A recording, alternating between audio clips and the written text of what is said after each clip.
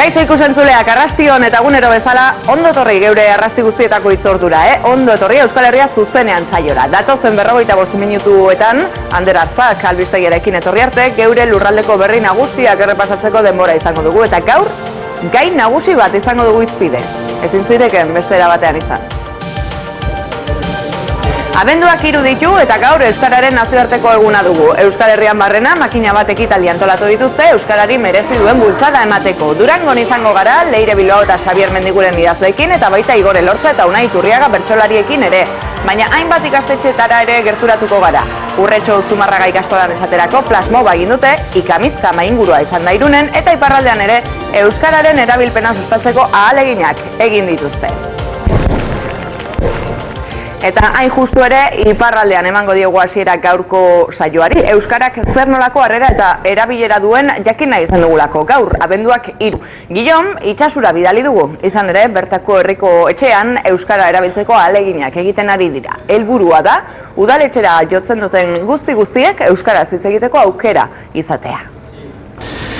Ikurina herriko etxeko paretan, baina eskuara ere herriko etxearen baitan, hemen errobiko eremuan gira, itsasuko herrian eta 7 urte hauetan indar bat eginda hemengo langileak, herritako langileak, eskuaraz mintza daitezen, proba eginen dugu segidan. Itsasuko herriko etxean sartu gira, eta joen gira harrerarat, harreran uste dut Pascal dela. Pascal, egunon? Egunon? Ara, eskuara maiten duzu, Pascal, eta pentsatzen dut jende hainitz etortzen dela unarat eskuaraz mitzatzerat zuekin. Bai, itxasun eskoldunak hainitz badira eta baditugu 3 eskola. Guai duela 3 edo 4 urte ikastola sortu da, baditugu paradak eskoraz mintzatzeko.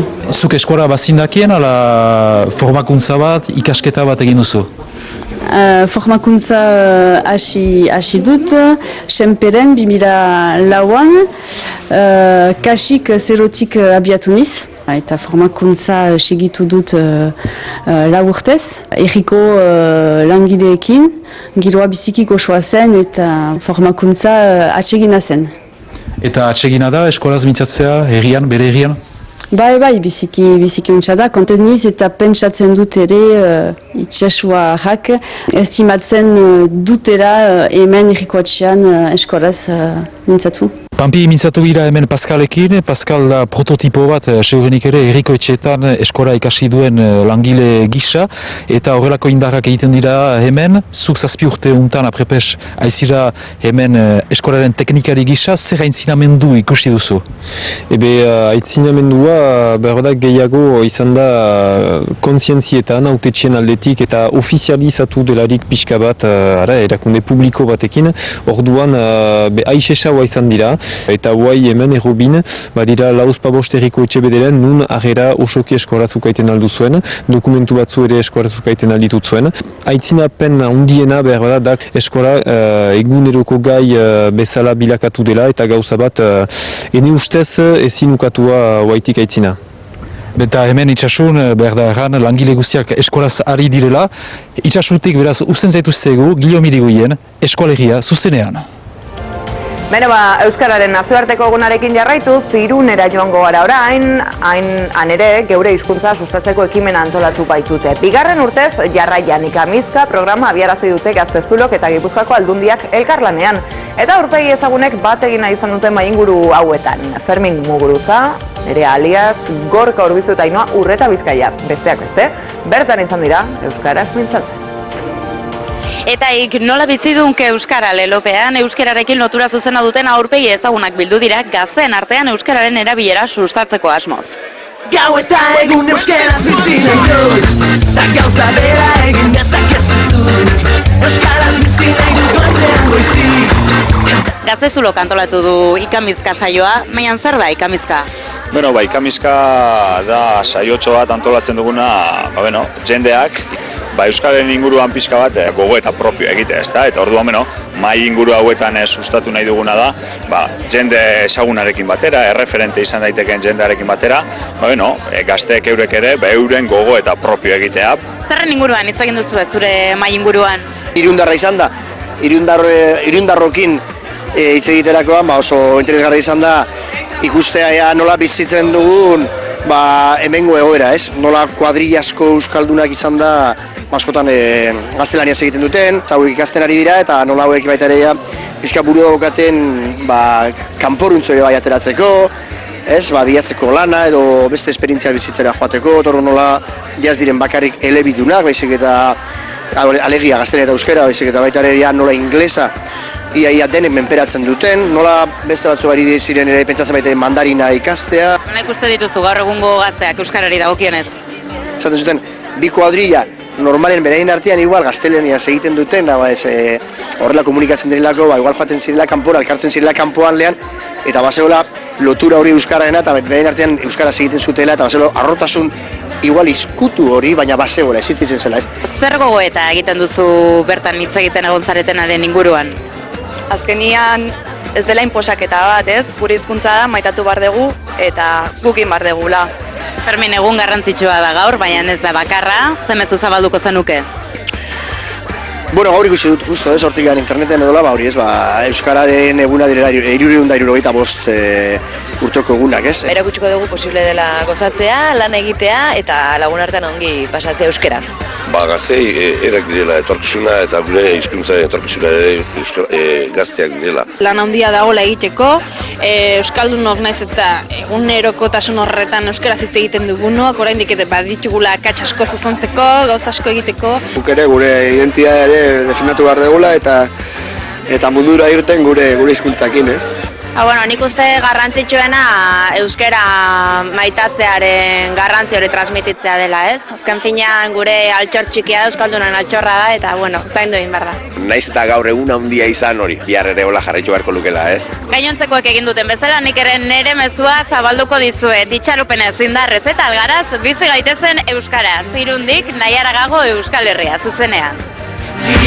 Eta hori baietz, euskarak 365 egun, Muguruza jaunak ondo esan bezala, Twitterren hashtag horrekin ikusi dugulako hainbat eta hainbat aldiz. Eta matematika ikastea beti izan dalatza, niretzat bai behintzat, gero klasean bazegoen bat edo beste, makina hutsa, itzel trebea zena matematiketan, baina ikasgai guztien artean niri gehien kostatzen zitzaidana zen. Aurrek matematika ikas dezaten aplikazio berria euskaratu dute, oinatiko elkar ezin ideia ona, txikienak eta ez zain txiki direnak ere, motibatzeko. Haze irudia, Aritz. Zenbat urte dauzkate? 4 urte. Eta iPad bat esku artean. Bai. Eta matematikak lantzen eta euskeraz. Bai, aplikazio oso berritzaile bada eta, Gaina zuek euskaratutakoa hemen ikastetxean. Ikastetxeko guraso batek euskaratu du eta, benetan gauza bat oso erabilgarriak elan. Teknologia berriekin zerikusia ez da betiko arbela eta betiko gauzak eta, nahiko ondo. Azkenan zer dauzka, ariketa... Ariketa ezberdin batzu ditu, bai zenbakiak ezagutzeko, zenbakia eta kantitatea lotzeko, bai ere batuketak egiteko, beraiek dauzkate zenbakien grafiak txartel batzuekin eta jartzen dituzte, kantitateak lotzeko, eta badaude beste 1000 gauza, beraiek ere intuitiboki beste gauza asko egin ditzazketenak. Dauzka jolas ezberdin asko, bai? Oain ez ditugu gabonetako kanta kantatuko? Oain matematika? Bai, hauek beti olentzero. Dauzka, begira, zenbakiekin adibidez, begira. Atzamarra jartzen dituztenean, tabletak esaten ditu zenbakiak eta agertzen da beste irudia. Jarri bat. Batuketak egiteko ere aukera ematen du ez ikasteko? Bai. 5 gehi 2. 5 gehi 2, begira, adibidez. Neko, ni jarriko ditut 5, bai? Ia zuk ze jarri behar duzun, nik 5. 5? Zuk zenbat, Neko? 2? 5 gehi 2, zenbat da orduan, zenbat esan du? Zazpi. Manu, zeinek eta zuk itzuli dezu aplikazio hori, edo aplikazio horiek Euskaldun berria zara, Kaledonia berrikoa, gutxinez kuriosoa da, ez? Etorri ginen hain dela 2 urte, Euskal Herria, nire emaztea hemengoa da. Nire semalabak euskaraz ikasten dute, ondoan irakaslea naiz, eta nahi du lagundu umeak ikastea, matematika ikaslea naiz, eta aurkitu nuen internetez aplikazioak eta esan... Eta gustatu egin zitzaizu eta euskaratzea erabaki? Horrela, bai. Ikusten duzue, iPadak sekulako arrakasta dauka ikasle txantxiko hauen artean, aurten olentzero koñati alde honetan utzi beharko du iPaden bat edo beste. Ea, bide batez Miramondik ere pasatzen den. Oñatitik, Oiane Mateos eta konpainia Euskal Herria zuzenean. Aplikazio ederra zalantza barik, eta gaur abenduak 3 Euskararen nazioarteko eguna dugu, badakizue, eta Euskal Herrian barrena hamaika ekitaldi antolatu dira gaur, Euskarak merezi duelako. Hori dela eta Durangoraino gerturatuko gara orain, izan ere bertako hitz liburu dendan Joseba Sarrionandia handiari omenaldia egingo diote. Nuil, Illa, Niha, Maha, Yahu liburuaren edizio berrituaren aurkezpenarekin eta Euskararen egunarekin bat eginda, poesiak irakurtzeari ekingo diote laster, minutu gutxi barru. Arrasti Oniker Leire Bilbao idazleak poema bat irakurriko du eta dagoeneko gertu daukazu, ezta? Bai, arratsalde on zara, diozu bezala, abenduak 3 hontan hainbat omenaldi egingo zaizkio euskarari eta kulturgintza ez da inolaz ere salbuespen Euskal Herrian barrena, hainbat izango diren omenalditxo horiek eta esan bezala Durangonko hitz liburu den hontan ere egingo zaio omenaldi berezia esango dukenik, izan ere Joseba Sarrionandiaren poema liburu bat berriro ere argitaratu egingo da, hain zuzen ere Muy, Illa, Nia, Maha, Yahuda, nik uste asmatu dudala liburuaren izena esaten, eta hain zuzen ere hainbat irakurtaldi burutuko dituzte kulturako hainbat aurpegi ezagunek eta haietako bat daukat nirekin, bero ere poeta daukagu, Leire, zuk ere, Leire Bilbao, zuk irakurtaldi bat burutuko duzu, errezitaldi bat, esadazu zein den hautatu duzun poema hori? Bueno, orain irakurriko dugu Sarrionandiaren oso ezaguna den poema bat, preso egon denaren gogoa. Oso ondo, aizu, aurrera pentsa bat egingo diguzu, ez da, ordua, naiz eta ekitaldia minutu batzuk barru hasiko den. Horixe. Bueno, zure zezenatokia. Preso egon denaren gogoa, kartzelara itzultzen da beti. Kalean, epaile, fiskal eta abokatuekin gurutzatzen da, eta poliziek identifikatu ezarren, beste inori baino gehiago begiratzen diote. Haren pausua sosegatua ez delako, edo sosegatu egia delako. Haren bihotz barruan betirako kondenatu bat dago. Joseba Sarrionandia. Eskerrik asko, Leire, eta badakigu poemak konplexuak izaten direla, eta horrek xarma ematen dio baita ere poesiari eta berso guztioi, baina zenbaitetan bidai horriak eta oharrak izatea ere lagungarri izaten da, eta Xavier, zuzara, idazle izateaz gainera, ekimen horren antolatzailea, beraz, agian alako nabarduratxo bat egingo diguzu, ez? Leirek horren dotore irakurri berri duen poemaren inguruan. Bueno, normalean poemak bere burua esplikatzen du, eta ez dago atzetik esplikatzen ibili beharrik, eta poema horretan bere indarra horretan dago neurri handi batean. Hau da, benetan ikusi egiten dugula idazleaz ezik pertsona ere, ez da, kartzelatik noizbait aldegin zuena, eta geroztik izkutuan dagoena, eta nun dagoen ez dakiguna, eta orduan poema horrek dauka magia hori. Hau da, batetik literatura dela, eta bestetik bizitza ere badela. Bueno, beraz, poema hori eta beste hainbat ere izango ditugu, hemendik minutu bakar batzuetara, hitz liburuen da hontan, eta hainbat kultura aurpegi izango ditugu bertan, idazleak, aktoreak ere izango dira, poetak eta bertsolariak ere bai, eta bertan daukago zuzen ere, Durangaldetik etorririko Igor Elortza, bueno, poemak irakurtzetik bertsoa kantatzera badago aldea, baina amankomuneko puntuak ere badaude, ezta? Bueno, hombre, normalean poema edo idatzizko poemetan idazleak eukitzen du aukera nahi beste orrazteko eta nahi beste orraztuta gero argitaratu edo ez aukeratzeko ere bai, ezta? Gure kasuan jente horrean ipintzen gara eta bueno, momentu horretan datorrena botatzen dugu eta ez da beti hain zorrotza eta hain asertatua izaten, baina bueno, batzutan balio izaten du gutxienez poesia pixkat irakurtzea gero bertzotan ere halako distiratxo batzuk ateratzeko. Inguruan daukagun ekimen hau, ez da inolaz ere kasualitate gaur bertan ematea, abenduak 3 da, Euskararen eguna, halako radiografiak ikusi izan ditugu egunean barrena, baikorra zara zu Euskararen etorkizunari begira, nolako hausnarketa ingo zenuke gure hizkuntzaren inguruan? Bueno, hau egai potoloa da, holan eskerrak behintzat ez duan errimatuta neurtu behar, ez da, baina bueno, ni postenaz eta konfiantza ematen dit egunero euskararen egunero bizi dugun jenteak Eta ez euskararen eguna bakarrik, euskarazko kulturaren eguna ere egunero bizitzen dugunok, ez da orduan, bueno, askotan egun hauek zelan eukitzen duten desente aurpegi garbitzetik eta kontzientzia lasaitzetik, dei hori egingo nuke, ez da egunero euskaraz bizitzekoa eta egunero euskarazko kultura bizitzeko deia. Bueno, gaur abenduak 3 euskararen eguna da, eta abenduak 15 ez dago horren urruti, ure ere beste euskararen egun bat ere izan daiteke, ez? Euskarak hortxe bere pisu garrantzitsua baitauka. Bai, eta horretik esandako moduan gainera euskarazko kulturak, sorkuntzak, eta bueno, askotan bai euskara eta euskaldunok oro arrasko ibiltzen gara, bueno, arazoen edo zuk esandako moduan erradiografia positibo eta ezain positiboen baitan, eta bueno, sorkuntzaren eta festaren egunak ere behar ditugula, eta ia 15 alakoa den. Aizu, zorionak ere estizkizut eman, zailkatu egin baitzara, azken finalean dutxe egin ondoren, bueno, ja, abenduak 15 hori ez dago inolaz ere urruti, zeintzuk dira sentsazioak, ja, irrikaz bizi da, ez? Finala heltzeko geratzen den denbora tarte hau. Bai, bueno, momentu batzutan distantzi gehiago balego beto, pentsatuz, eta beste momentu batzutan, bai, eguna heltzeko desiatzen, baina, bueno, behin honezkero ja, gainera dator eta datorrela eta ja, zelan datorren. Orain arte, kanporaketek entrenamendu bezala funtzionatu izan dute, hemendik aurrera zer, nola entrenatzen da bertsolaria halako zita batetarako? Ez, kanporaketak eta ez dira entrenamentuan egin beharra beti, eta 15ean ere berdin egin beharko da aurretik ondo mentalizatu, dagoen tartean bertzotan egin prestatzeko, baina, bueno, han egin beharra eta kitxo eta aurrekotan ere, eta edozein plazatan ere berdin.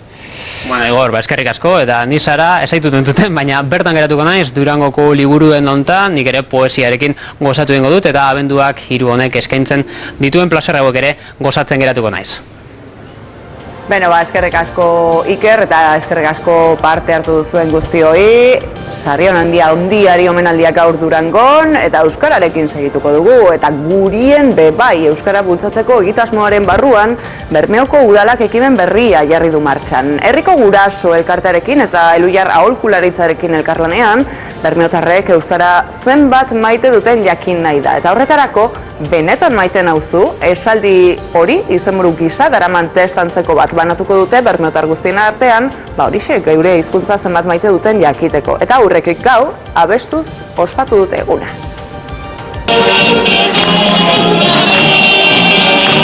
Bada modu berek euskararen eguna ospatzeko kantuan baino, Bermioka hotxi goxuenak eta gaztienak kantari hemen, guk euskaraz, zuk zergatik ez?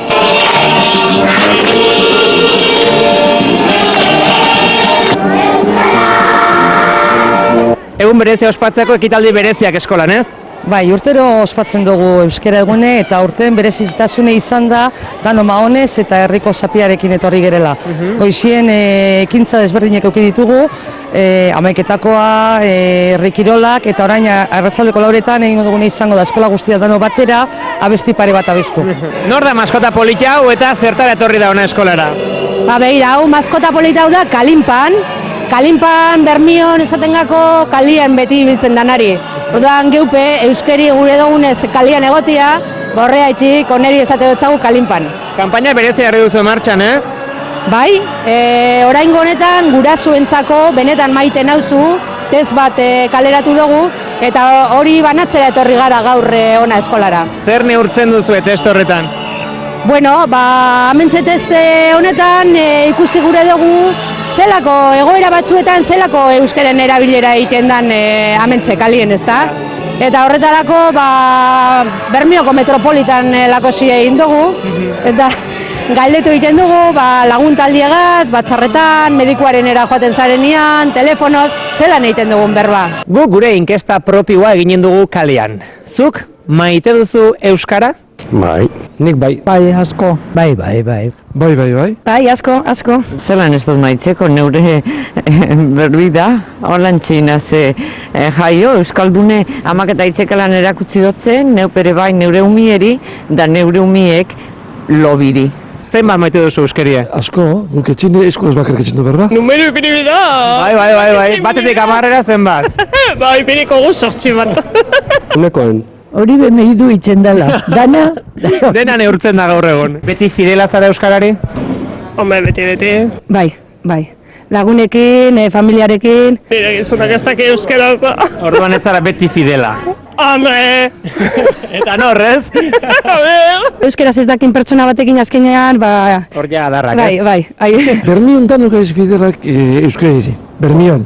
Ze formala, Jesus. Ez, berdinen por lo menos el 80% que eskoaz ezin dugu, berda? Euskaraz bakarrik. Bakarrik, eta beti kanpora, zema lagunik etzen Bekatu txikirik ere ez.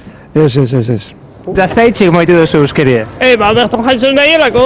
Ba, politxe dalako. Batez be txikitatik ikasi dualako. Euskal Herrizien euskera zitzen dalako, berba. Amen. Gaur bai denak agitza euskaldun eta euskaltzale, ja bihartik antzinera urtiaren 365 egunak bihurtzen ditugun Euskararen egun. Bermiotik, Joseba Lagarai, Euskal Herria zuzenean. Baia horrela den, Joseba, eta geure ikastoletan eta ikastetxeetan euskara bultzatzeko asmoz, inguma itxura duen Argitxo pertsonaia sortu du ikastolen federazioak. Eta gaur abenduak 3, Argitxo Elgoibar ikastolan izan da bertako neskamutiei bisita egiten. Antzeslana eta guztu izan dute ikasleek eta ordu jakin batean euskararen aldeko mezuak zituzten paperezko hegazkinekin bombardatu dute ikastolako harrera. Begira. Badakizue ni euskararen herrixan bizi naizela? Bai, badan denok euskeraz bizi gera, tximeletak, zugandiak... Zemuz Argitxorekin, ondo? Bai. Ze komentatu dizue, euskeraz hitz egin behar degula. Euskeraz hitz egin behar degula. Eta ze gehiago, Ondo partatu behar dala. Xabi, gaur egun berezia, ospatzen ari gara hemen. Bai, esango nuke egunik handienetako bat. Antolaketa aldetik behintzat, ikasleen arteko elkarrera gainean aritzeko behintzat, bai. Egun hau ospatzen da, baina egia esan hemen euskerak behar ditu 365 egun eta gehiago aurrera ateratzeko. Ze ondo inguratuta zaudeten, Bai, oso ondo. Umeekin zenbat urte dituzte? Zenbat urte dituzute? Bost urte ja, handiak zarete, eta... Ze esan diezu, kontatu. Gaur euskera hitz egin behar dutela, bestela kriseioa itzalingo dala. Rimurri zapero, bero, aurrak egin euskaraz, orain eta gero. Rimurri zapero, bero.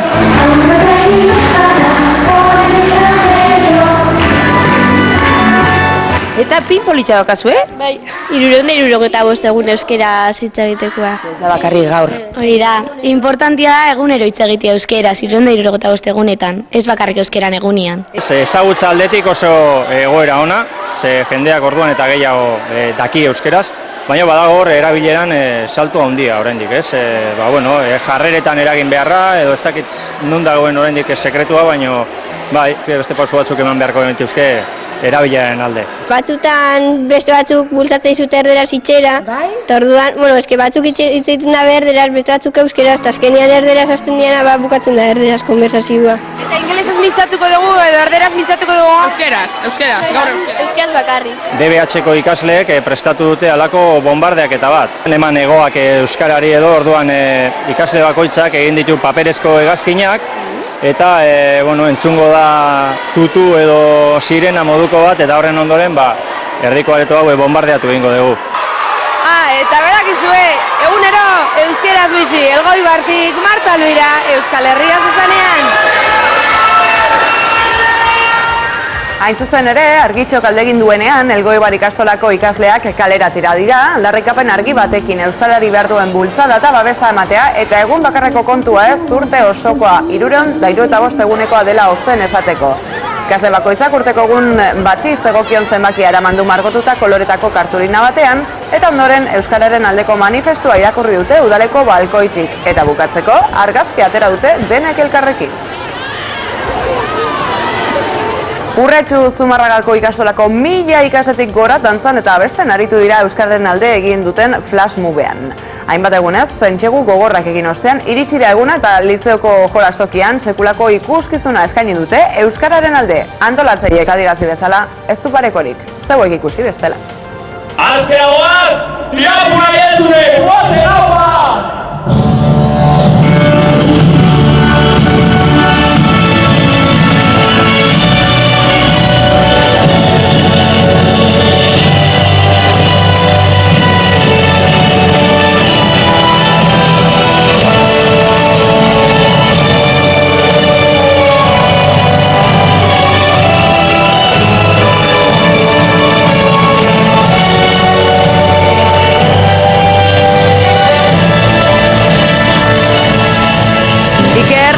Haue gobernatzen lan pixkat hartu dezu, 1000 eta? Ba, 1100 piko, bai, elkartuko ginean, bai, ondo, bai. Ensaioaketan nolakoak izan dira, Oso ondo. ensaiatuko zenuten, hau eta izue batera. Piskat ensaia eguen du, lehenengo elkartu nituen irakasle guztik, eta egun batez irakaslek ikasle izan ziren, oso txintxo portau ziren, Bai. Oso txintxo portau ziren. Eta gero irakasle, euren ikaslei, nik irakaslei irakatxetako gantza erakutsi zieten, eta hola egin gendun. Gero ensaio orokor bat egin gendun, danak ikastolako eraikinen, eta atzo bertan egin gendun hemen lizeoko ikaslekin, bazarrenak dienak, batxierroko eta DBH-kokin, eta oso ondo juntzan, eta gaurria hemen elkartu ditugu dana. Koreografia zurea da. Bai. Zaitu ze espilo aurren da. Bai, gaina, asmaun honen lesionautan egon, así que nire amatxok inin behar izan, así que bai. Pausoak eta amarekin orden. Bai, ala egin gendun eta bai.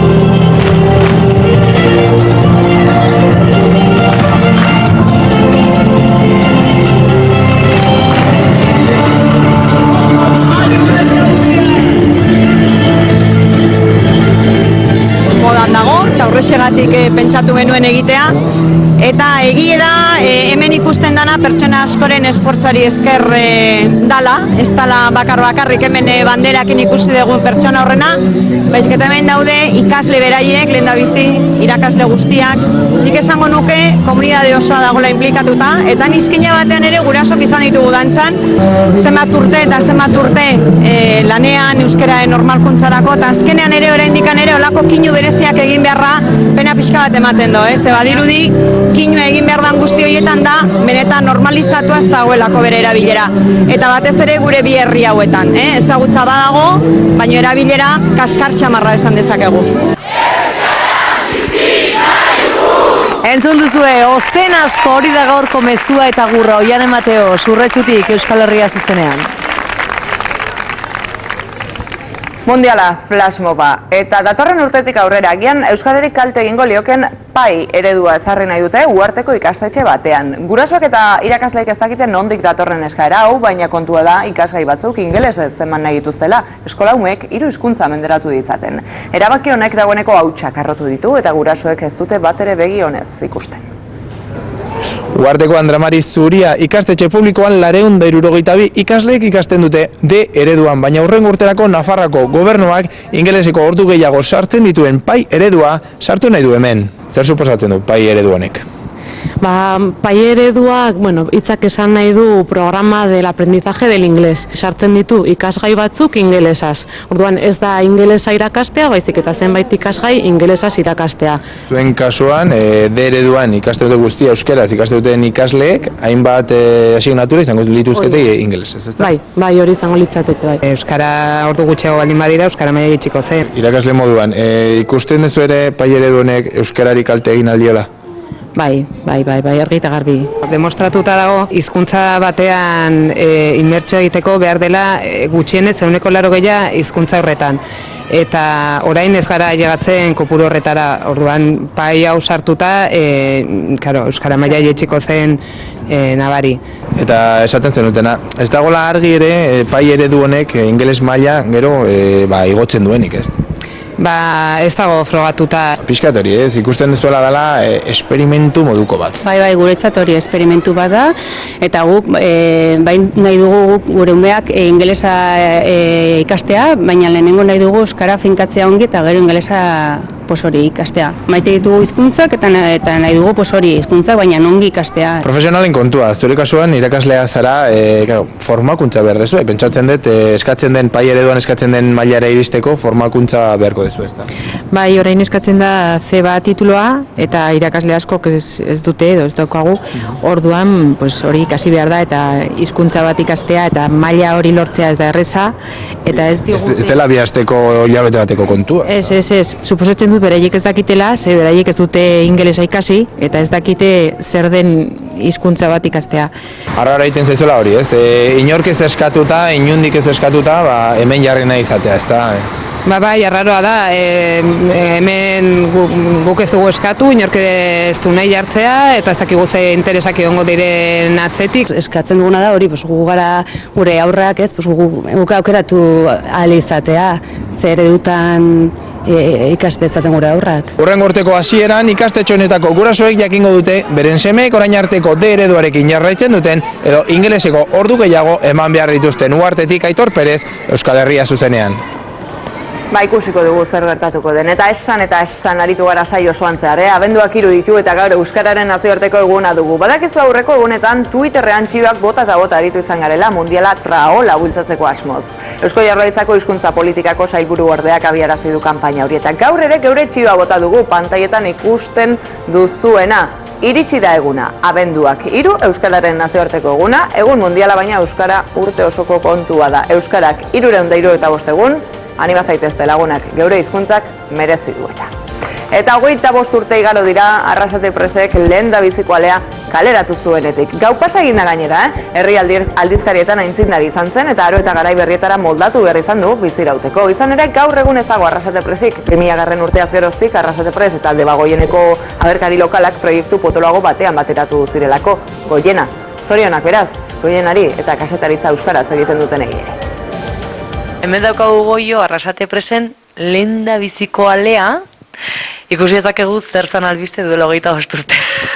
Titularrean Mondragon, gaur ere titularretan da zoritxarrez. Eta atentzioa eman dit baita ere, 25 urte pasa eta oraindik ere titularrak ematen ari dena, La Otxoa. Justo gaur barreak egiten ibili garez, eta 5 urte berandua ikusi, eta nik ez nuen gogoan, La Otxoa izen zanik lehenoko elkarrizketatuan. La Otxoa ez da Arrasatearra, baina Arrasatera etorri zan jaialdi batera, ez da orduen, dana zientokiko albiztiak, eta hori beba zan orduen beharrikuntza, ez da, eta nobedadia. Aipatzeko baita ere, Euskal Herrian, lehendabiziko euskerazko herri aldizkaria, Arrasaten sortu zela, herritarrek nola hartu zuten? Nik uste oso gustora hartu zutela, bai eta segulako arrakasta eduki zuen, bai herrian eta bai kanpuan. Batetik Belasia zizalako, gero eta tirada handiagoa izaten hasi izan, eta gero kanpuen asko eredu moduen hartu zuten, eta asko apur bat eredu askotan berdina egin zuten. Bai, antzekua eta... Ez dago Arrasate Prest, gaur egun Goiena daukagu. Bai, gaur egun 2000 urtean, Goiena batu zituen inguruko bailarako ibarronetako tokiko edabide euskarazko gehienak, bateron bat faltan ero, baina gehienak, eta ordutik Goienan daude. Oingoa da, haren semala bati, ez da? Seme alaba horiek ondo ezagutzeko Arrasate Presek utzitako ondorengoa zein den ikusteko Goiena komunikazio taldearen egoitzara etorri gara. Arrasate Pres ura zanaren seme alabak esango ginuke gaur egun die Goiena paperekoa, bi egunetan argitaratzen dana, ostiraletan eta astelenetan, gero bestetik Goiena telebista, eta guretako gaztiena dana ero interneteko Goiena edo Goiena net. Eta horrez aparte Arrasate Irratia geuria ez da, baina geuk bertatik gestionatzen du, kudeatzen du. Kazetari, teknikari, kamera, zuzendari, zenbat langile daude Goienako egoitza honetan? Guztira 50 bat lagun, ez gaiegatzen, baina kooperatiba bada, eta gainera hemen baiaran egon da kooperatiba bat, eta 50 bat lagun. Gehienak bertakoa gainera. Guzti honen jatorria, eneko? Arrasate Pres. 25 urte egin dituzte, zuek zen badauzkazue? Guk erdixa, 13 urte egin ditugu. Orduan beste indakoan, 25 Betetakoan, hemen izango gara, Euskal Herria zuzenean programakok, ala nahi genduke behintzat, zorionak eneko eta eskerrik asko. Zuei. Eta zuei ikusentzulea agurbero bat Arrasatetik Oiane Mateos Euskal Herria zuzenean. Basandakoa, zorionak lankideok. Eta mendia maite duzuenok, zorionekoak zarete. Zumarraga Aurretxuko Ostadar Mendi Elkarteak mendiari buruzko 6.000 termino inguru biltzen dituen hiztegia plazaratu du. Eta hiztegia kaleratzeaz gain, interneten ere zintzilikatu dute, begiratua, bota diezaiegun. Jon Mikel Intxausti Ostadar taldeko kideak koordinatu du hiztegi hori eta terminoak euskaraz zein gazteleraz agertzen dira. Hemen atzekaldean daukagun baiara honetan, baiara edo ibarra edo arana, eskerrak eskura daukadan mendizaleen hiztegia eta baita sortzaileetako bat, Jon Mikel, zein da adiera zuzena? Adiera zuzena berez, aran edo ibarra geografikoki lotutako terminoa da. Zuek mendizaleen hiztegia osatu duzue, 6 urteko lana eta gero, nola izan da hori? Lan oso atsegina izan da, nolabait ere, gogo bat piztu zan hiztegi baten beharra bazegoela, eta pixkadaka adakatuz, miatuz, mendizaleok praktikatzen ditugun jarduera guztietan, lortu izan dugu biltzea alako hiztegi sakon eta ederra. Dena den, hiztegia ez daukagu hemen fisikoki, interneten existitzen da bakarrik, ez da? Bai, webgunean jarri dugu hiztegia, www.ostadar.org helbidean. Hemen daukagu hiztegia plataforma digitalean egindakoa, baina bakarrik ezingo zenuke lan guzti hau egin. Ez adibidez, Aitorren laguntza ere izan duzu, Aitor? Bueno, bai, nire laguntza eta beste dozena batena ere bai. Azkenengo txampa hontan proposatu zigun, ia laguntzerik gendun behai, bere lan hontan eta, bueno, politxe iritu zitzaigun, ekimena. Zuek estekak egin dituzute, ez da? Hori da, jungia ikusten, bai euskaraz eta bai gazteleraz Wikipedian definizioa bazekarren eta aprobetxatu dugu hortara lotzeko. Zein da lehenengo pausua bilaketa bat egin alizateko, Jon Mikel? Bilaketa bat egiteko webgunera etorri, eta bertan kontsulta alfabetikoak bilatu daitezke terminoak, edo baita ere hizkikate bat sartuz, baita ere hainbat esparrutan egin daiteke. Saiatu izan gara, jarduera desberdinetan hiztegiak izan beharko lituzken sarrera guztiak izaten bere maila palean hobetu daiteke, zuzendu daiteke, akatsak dauzka, hobekuntzak egin daitezke eta egingo ditugu. Zer da euskaldunok bai edo baikaizki erabiltzen dugun terminoren bat? Nik nuke esango horrela termino zehatzik dagoenik. Bai, nolabait ere, gure arbazuek erabiltzen dituzten terminoak galdu izan ditugula. Urbanita gara euskaldun gehienok, mendia urrutik edaten zaigu, eta bai hor badaukagula lana handia, euskeraz benetan diren terminoak erabiltzeko gaztelaniazkoak izan beharrean. Bueno, ikusi duzue edozein duda daukazuela, ostadar.org webgunean argitu dezakezue urretsutik nahiaragago Euskal Herria zuzenean. Eta Baionan, piknika antolatu dute gaur Euskarari honegin esateko eta guztira 200 bat lagunek egin dute bat hitzorduarekin. Euskararen erakunde publikoaren Baionako egoitzaren aurrean egin dute piknik hori, eta helburua bakarra eta bat eta bakarra. Euskara naturaltasunez bizitzea. Igor bertan izan da. Euskararen eguna Ipar Euskal Herrian ere, Baionan, hemen, Lapurdiko hiriburuan, pini bat antolatzea erabaki dute. Aldarrikapena pinikaren bitartez zergaitik. Bai, zergaitik pinika bat, zenen pikinika batean beraz nor nahi emaiten alda, nor nahirekin, beraz partekatzen alda, dena partekatzen alda, janaria partekatzen alda, Euskara bizi nahi dugun, Euskara partekatzen dugun bezala, harreman baten bidez, harreman trukatzea baten bidez. Etxepare Liziotik etorri dira hauek, otartekoarekin, kaixo!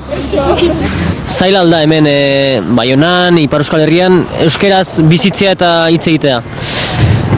Bestelea baino zailago hori ziur, gero beti aurkitzen da bai saltzaile bat edo euskaraz dakina, baina egia da zailago dela bai. Ofizialtasuna, normaltasuna horiek dira hitzak entzuten ditugunak eta esan beharrekoak orain, ez? Bai, euskarak ez du inolako ezagupenik Ipar Euskal Herrian eta gainera gaur egun ditugun egitura murritzak ere hautsi nahi ditu estatu frantsesak, hala nola ikastolen geroa kolokan dago eta kezka handia da guretako gaurko eguna. Hala ere, ospatu beharra dago, ospatu hori da hitza, ez? Bai, uste dut hizkuntza bat badugula eta hortaz harro, fierri izan behar dugula eta olako egunetan aintzinerat zarri behar da gure hizkuntza ez dela beste baino gutxiago eta alderantziz xantza bat gehiago dela hemengo biztanleentzat euskalduna izatea. Ikuste dut baduzula kamiseta Baixoarena euskaraz? Bai. Bai, ezagri dugu lizoko guztiak kamiseta hori. Nola ospatzen duzu gaurko eguna? Euskararen eguna, behor joan gira eguerditan lizotik joan gira. Bai, hona txikian ibili gira eta gero hemen piknikatzen dugu eta gero behitz lizora joango gira. Honein guztioi gazteak lasaiaten utziko ditugu, arratsaldean ikasten jarraitu beharko dute eta Baionatik Igor Emeri Euskal Herria zuzenean.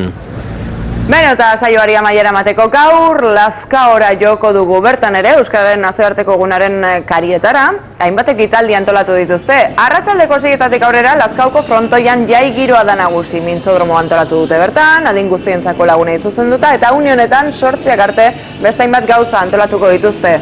Arrastion, Marta, Euskal Kantuen karaokea esaterako. Karaoke eta dana. Arratsaldeon zara, begira ze ondo dantzatzen dugun hemen Lazkaon, Neskak, aber, entzungo dugu kanta? A ber. Ze kanta da? Euskaraz ezin aizukekoa. Baina ze ikastolakoa? San Benito ikastolakoa. Gaur egun ederra pasatu duzu, Bai. Bueno, dantzan, hotza egiten du eta hementxe daukagu Maizpide Barnetegiko irakasle bat, Aitzol Kupeletan. Beti zagardoa dantzatzeko prest. Bueno, a ber, Koldo Mitxelena hizkuntzalari handik esaten zon... Claro, Euskarari itzein behar dugu gaur. Bai, hori da, Euskararen eguna, abenduak 3. Nola ikusten dezu zegoera bizitzen ari gara? Bai, babitxu, Koldo Mitxelena hizkuntzalari handik esaten zon Euskararen misterioa etzala bere jatorrie biziraupena baizik, bai. Hitz horik bota zitunetik edo makina bat urte edo pasadia, eta garbi dago, Euskara dakitenen kopuruak gora egin duela, nabarmen. Baina, alare badaukagu datu kezkagarririk. Izan ere, erabilerak ez du modu berean gora egin, bai. Eta nik tira, ez dakit, hemen gaur egun politia ospatu dugu, mintzodromoa ospatu dugu, baina nik uste kontuan hartu beharko nukela, Euskaraz ez dugula abenduaren 3 bakarrik hitz egin behar, egunero baizik, 365 egunetan baizik. Bai, ez? Bai. Eta falta zaiguna hori da. Hori da, bai, egunkarian ondo geratzen da azalean edo dana euskaraz jartzea, baina garbi dago hori zabaldu beharra dagoela, eta gehiago erabili beharko genukela. Lingua baskonun, lingua navarrunen mesederako. Marta! Aitzol, mila esker, eta ondo bukatu guna, bai? Sara, esan? Ikusten dut, hotzari aurre egiteko, batzuek bere trikimailuak erabiltzen dituztela, eta, bueno, gaztainarrak ere emango dituzte, ez da? Zuri gustatzen zaizkizu asko? Asko gainera, bai. Bai, etorren erekin. Karmeleak nere zain, eta gaztaina jaten ari dia lagunekin. Zemuz, Karmele? Kaixo, ondo, baxio zeharrak, egual dionekin oso ondo zertzen die gainea. Zarari gure aurkezleari izugarri gustatzen zaizkio ere, bai. Neri ere, bai, ba. Ikastola irakaslea zara, zer moguzko eguna pasatu duzue? Primeran ibili gea. Goizen umek sartzeako girotu deugela, euskal musikakin, argitxoren abestikin, eta ondore lan pixka batin deu, eta dena jolaslekun elkartu gea pregoia irakurri, eta abestu, eta dantzatu, eta ibili gea. Eta 8 arte hemen parrandera hutsa zara, Karmele. Eta gero arratsalden kiroldegin elkartu gea jolas gehiago egite. Ere bai? Bai, eta merienda egin deu, txokolate eta ogie jan, eta festa da gero jarraitu du kalean. Eta umeek nola bizi dute halako egun bat? Ba, ume txikientzat argitxoren urtebetetzea da. Eta argitxori ziopari egingo diogu, eta beraiek esaten dute andereño. Argitxori gustatzen zaiona da euskeraz hitz egitea. Eta pregoian esan duen bezala, denai esango niek, Euskararen eguna ez dedila izan bakarrik abenduaren 3, baizik eta urte osoan. Hala ere, Lazkao oso herri euskalduna da. Bai, baino hemen ere erdera entzuten da. Bai. Eta gogorarazi egin behar zaile. Herritarrei besango nieke gaurko egun hau, ez dedila gaurko egunean gelditu baizik eta urte osoari izan dedila. Oso ondo. Bat egiten dut. Gorde pare bat, Ni ere bai. Gorde pare bat. Eta zarentzako ere bai, lasai bidaliko izkizut. Eta naia, ze moduz, Maizpideko ikasleak hementxe dauzkago, Ikasten ari dianak. Bai, hori da. Nondik zatoz, naia? Naparatik, errezutik. Eta zenbat hilabete dara matzazku ikasten? Ba, hau da 11garrena. Nahiko ondo, Bai. Ega daukazu, azterketa bat. Ez, oraindik ez. Hori dia latzenak ez? Bai. Bueno, iaz etorri nintzen, eta hori 8 hilabete pasa nuen hemen Maizpiden, eta orain berriro, 3 hilabete, eta... Animo, eutxi goiari. Bai, hori da. Eta orain afari daukazu Maizpide? Bai, hori da, 8etan. Sara, harekin jongo naiz, muxo handi bat. Ondo pasa, Rikote, agur. Beno, guraldetik besterik ez, hementxe bukatuko dugu gaurko saioa, Euskal Herri eskainitako saio potolo, hau, eskerrik asko eskainitako arretagatik, eta joan aurretik gogoratu gurekin harremanetak jartzeko bideak, elbide elektronikoa batetik, eta Twitterreko eta Facebookeko profilak bestetik. Mila esker, hor telebistaren bestalde horretan egotagatik, eta gustuko baduzue bihar arte, agur.